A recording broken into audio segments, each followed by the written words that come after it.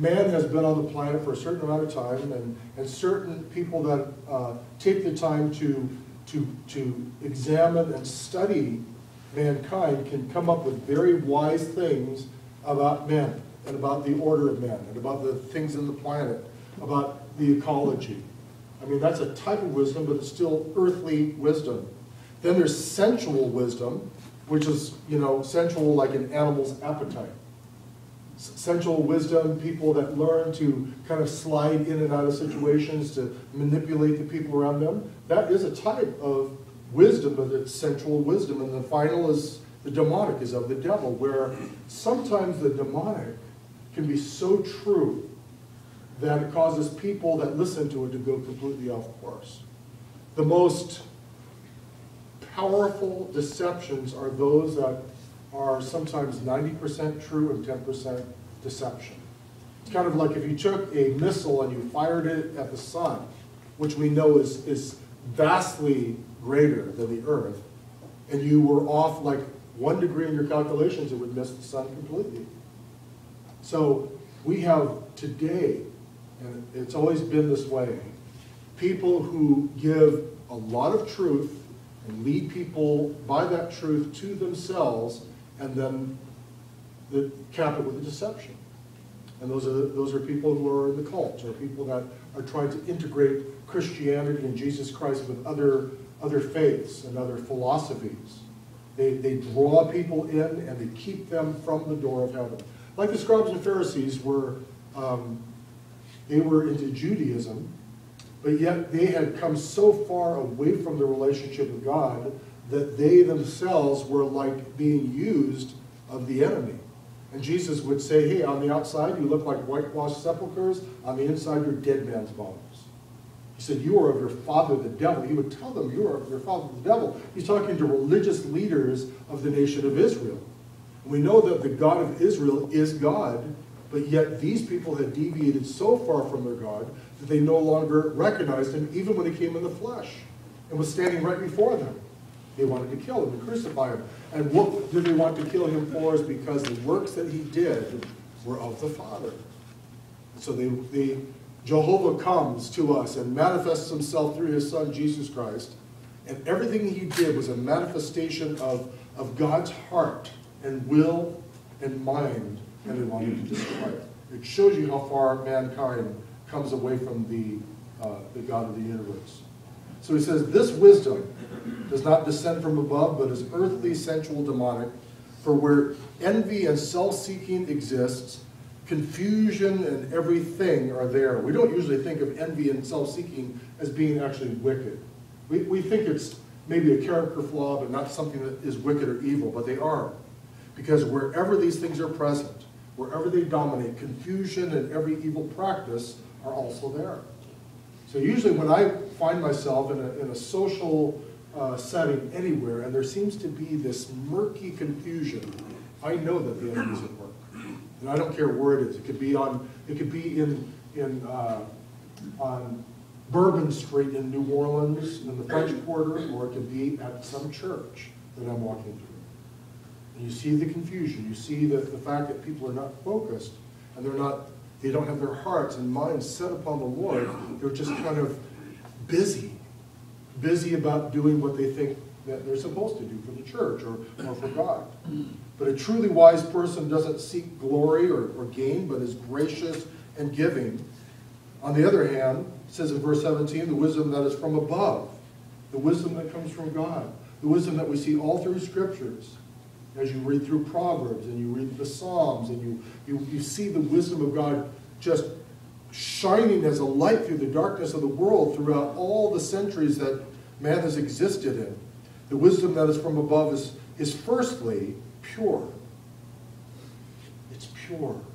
It's holy. It's not earthly. It's not something that man has come up with on his own. The wisdom that is from above is first pure, holy. Then it's peaceable. It always brings peace, and not just a peace that comes about when all your circumstances are going well, but a peace that surpasses understanding. It is the peace of God.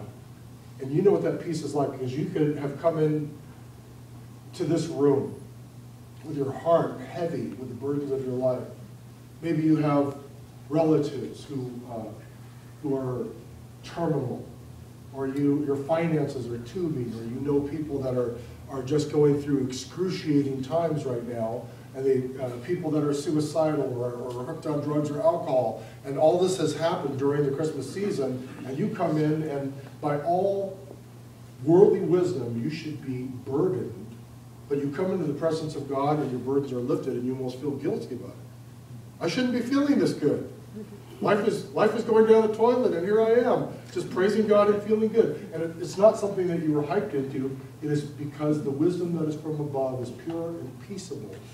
It comes into your life and it fills you with His peace. Because then your peace is not dependent on your circumstances or your condition. It is dependent solely upon God and your relationship with God. So the wisdom that is from above is first pure, holy, then peaceable, peace-loving, gentle, it's considerate and forbearing. When God wants to lead you and guide you in something, He doesn't take you and slam you against the wall and go, don't you see that door, you numbskull? He leads you gently as you would lead your own children. We know that parents that do it the other way are abusive. Our Father is not an abusive Father. He's a gentle, loving, caring Father.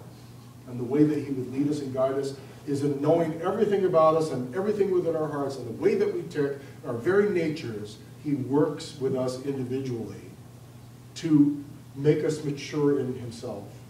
And He does that through His love. That's why when I think about God and His love, I don't think about God's love just pouring out all over everyone and we all just kind of get the same manifestation of His love. We get it individually. We get it according to what we need. And how much we receive is how much we need at that particular time. Because God is personal. And that's why He personally dwells and indwells every one of us. Rather than just saying, okay, if you just go into this church, that's where I'm going to be. If you just come into this tabernacle and go into the Holy of Holies and you're good enough, then you can see me or feel me or experience me. He tore that curtain from the top to the bottom when Jesus died upon the cross. And opened the way for us to go into the Holy of Holies at any second of the day and be equally as righteous as Jesus is because of what He did for you and I.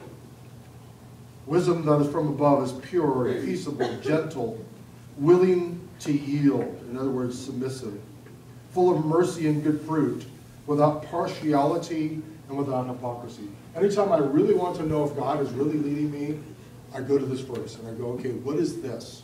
What is this that I'm going through? What is it that I'm hearing? What is, I'm being compelled to do something. Is it from the Lord or is it from my flesh? Is it from sensuality? Is it from the devil? I want to know God's wisdom, and this is how I determine what is God's wisdom, is looking at this. Pure, peaceable, gentle, willing to yield, full of mercy and good fruit, without partiality and without hypocrisy. In other words, it is sincere.